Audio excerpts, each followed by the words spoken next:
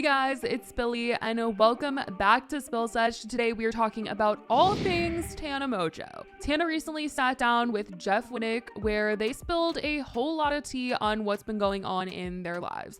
I talked about the situation that's gone on with Jeff and Ethan in a previous video and what they talked about in the podcast. But this is going to be everything else that they spilled in this Jeff FM episode. So they obviously had to talk about the roast of Bryce Hall since they were both a part of it. And they did talk about the fact that Jeff's jokes were cut. And Tana says that she felt like her best joke was cut. And she felt some type of way about that. So she definitely felt for Jeff when they wanted like 4 or 5 of his jokes cut. And he just decided, pull all those jokes. I was no holding tripping. back. I was tripping. They cut out my funniest jokes. Sober I feel like too. You. So you were pissed that they cut some of your jokes? We'll see. You put some words in my mouth there, but it's already good clickbait. I see what you're doing there.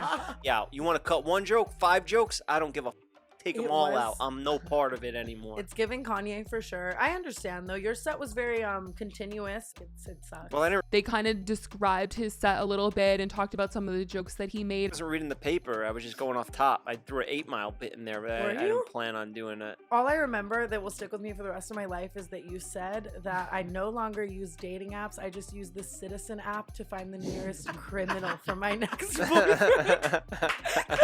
That was good. That was good. I was like, damn. But you guys, I did watch the roast and I was actually pretty impressed with Tana. She said that she was totally sober for this performance because if she was drunk, then she would have been slurring her words. And she was like the only one that wasn't drunk when she did her set and actually put effort into doing this. And it seemed like a lot more work than Tana really is ever trying to put into anything. It's hard getting dumped and watching your ex become more successful. I mean, Josh, Bryce, and I all had to go through that in this past year. Jake Paul made $45 million last year. Addison Rae got a Netflix deal. Nessa Barrett is a platinum recording artist. And we're all here doing a roast for an 85-year-old man. Tana later, in front of Jeff, bravely says that she thinks David is cool besides the situation. She says it in a very joking way. And then Jeff says that he doesn't expect everyone to get involved in his stuff with David. And he does think that him and David will work it out in their own time. He was then venting to Tana about how he was feeling in the last few weeks with David and explained that what went on 2 weeks ago when he was posting all these things about David and talking about him and the situation, going off on him, posting these weird photos of him, making fun of his like perfume sales and all that stuff. He was just really upset after his surgery and said that him doing all that made him feel better. I gotta give people my phone when I'm doing that stuff because like comes out, but I was honest about everything. Well, I can't imagine the emotional roller coaster. It's your eye. I should say something though. I did say on that last podcast, I don't know if you watched it, where I talked a lot about David. It was the insurance company they gave me to that didn't pay the bill and got the infraction. I doubt he even knew about it. The way it came out, I just said everything. Whatever. I was still in a dark place, and I was just venting because it makes me feel good. Somebody hurt me, it makes me feel better to make fun of them back. And Jeff says that sometimes he has times where he just needs to take a step back and be like, am I good? Like, now I'm going to war with like huge brands and like ex-sponsors and like. Are you good? Do you think this is a manic spiral or do you think I it's don't proper? think it's a manic spiral. Of course I've had moments where I had to like take a step back and be like, am I being manic? Spiraled. Am I spiraling? Am I like spiraled. embarrassing myself? Then you guys, Tana opens up about people she has beef with in LA and starts to talk about the only enemy that she really has right now, and that is James Charles, saying she doesn't think that that's a relationship that will ever be resolved. And Jeff says that he feels like James Charles has a problem that cannot be fixed. When I tell you I've burned enough bridges in the city, I'm trying to be on a higher road, but it's hard. Who do you still got beef with out there? I guess my number one, people know this obviously, is James Charles. Are you ever planning to resolve that? No.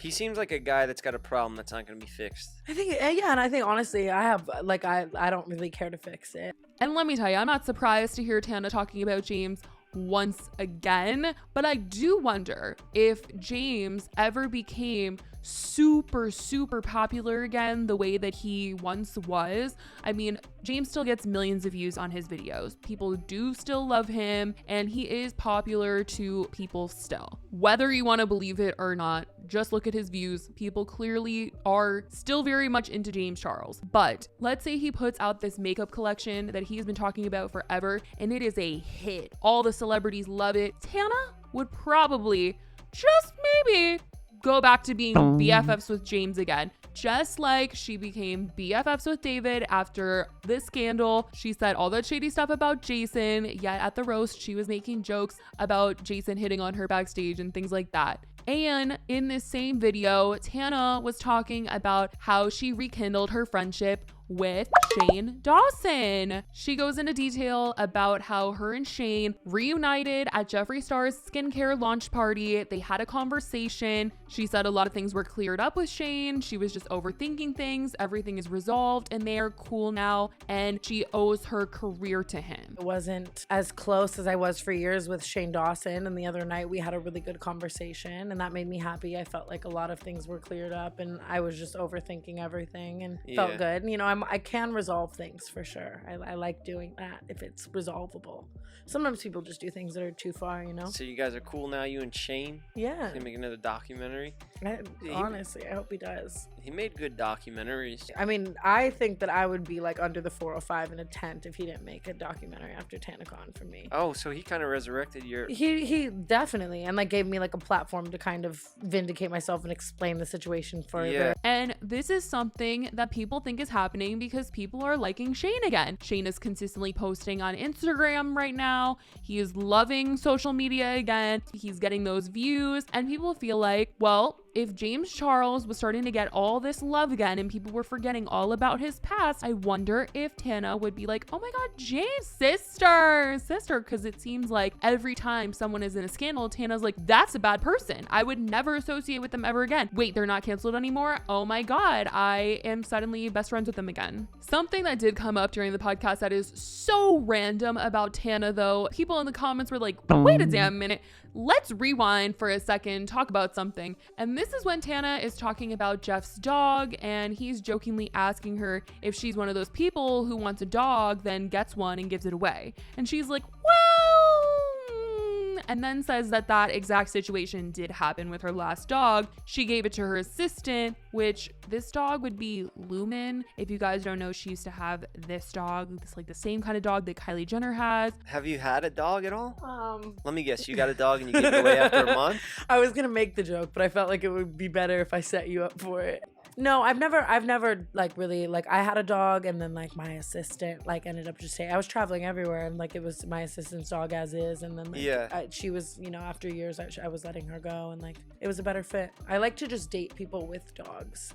That wasn't the first time. This also happened with another dog Tana had and posted a little video about explaining that this Pomeranian that she got, her old manager Jordan ended up taking this dog. One time I was really lonely, so I ordered a dog from Russia, and it took weeks to get to my house, and I was so excited to see it, and I realized soon that it was too much work, and my manager Jordan came over, and he loved the dog, so I gave him the dog. People in the comments made mentions about how other creators who have done this in the past have gotten called out, like when Trisha made Moses give his cats away, and situations like this being looked down upon for a creator adopting then not being responsible. But then there's people in the comments arguing that these pets should be rehomed if they are not going to be in good care with the creator that adopted them. But people are like, it shouldn't happen more than once. Some would say that. So that was something that people were talking about. In terms of Tana being controversial, if you guys remember back in 2020 when Tana was getting called out the most,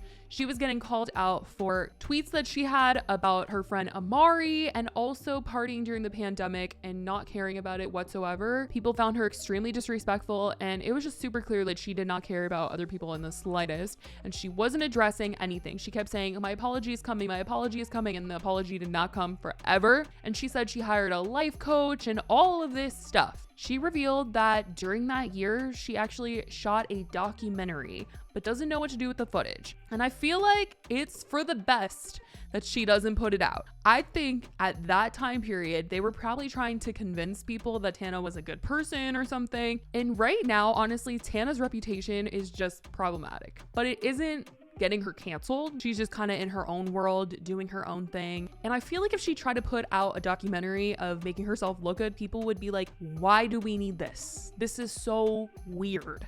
Because she doesn't really post on social media. Honestly, she just kind of appears places. She's like on the Hollywood Fix and in other people's content. And sometimes she posts a podcast episode of her own. If she just posted a random documentary trying to make herself look good, people would be so confused. Like, what are you trying to convince us of? I think the timing would be very weird. And Jeff was telling her that she should hold off on releasing this whole thing, which I think was good advice. And they did joke a ton about how Jeff was looking for a co-host and Tana kept being like, pick me, like I want to be your co-host. And everyone's like, Tana, you can't even do your own podcast, so there's no way that you're gonna do this. People did like the two of them going back and forth and talking about stuff together, but I just don't think it would be like a consistent thing. Maybe she could be a co-host once a month or something. Who knows? Let me know what you guys think about this whole thing, everything that the two of them discussed, how you guys feeling about it. Tell me in the comments down below. I love you guys so much, and I will talk to you in the next video. Bye, guys.